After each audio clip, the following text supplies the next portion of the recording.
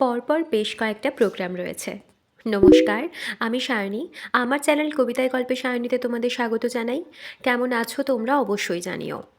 আজ রয়েছে rehearsal class. বেশ কয়েকটা প্রোগ্রাম পড়েছে মাসের শেষের দিকটাতে। তাই সকালবেলা ঘুম থেকে উঠে টুকটাক কাজকর্ম সেরে জানালা খুলে বসে পড়লাম স্ক্রিপ্টের কাজ এবং নিজের বেশ কিছু কাজ নিয়ে।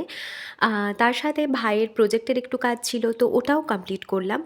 কিছুক্ষণ পর না আর নেওয়া যাচ্ছিল না, এত হাওয়া হচ্ছিল, তাই জানালা বন্ধ করেই কাজগুলো কমপ্লিট করলাম।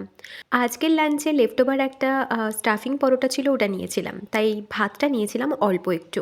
খেয়ে বেরিয়ে পড়লাম, ক্লাসে যেতে হবে। তো ক্লাসে যাওয়ার সময় থেকেই ভীষণ ঠান্ডা লাগছিল। প্রথমে টোটোতে গেছিলাম, এত হাওয়া হচ্ছিল যে পরের বাসের জন্য ওয়েট করে পরের রাস্তাটা বাসেই চলে গেলাম। পৌঁছে ক্লাস করে ফিরে আসার সময়ের ক্লিপিংস এটা। ফেরার সময় আর সেরম কিছুই ক্যাপচার করিনি। ফিরে এসেছি একদম ঢেকে ঢুকে, তখন সন্ধে নেমে গেছিলো। এসেই চা খেতে খেতে প্র্যাকটিসে বসে পড়লাম, কারণ বেশ একটু বকা খেয়েছি। ভালো মতো প্র্যাকটিস হয়নি, অনেকগুলো দিন ফাঁকি মেরেছি। তারপর একটা স্ক্রিপ্টে নয়, দুটো স্ক্রিপ্টের কাজ চলছে, তাই একটু চাপ হচ্ছে।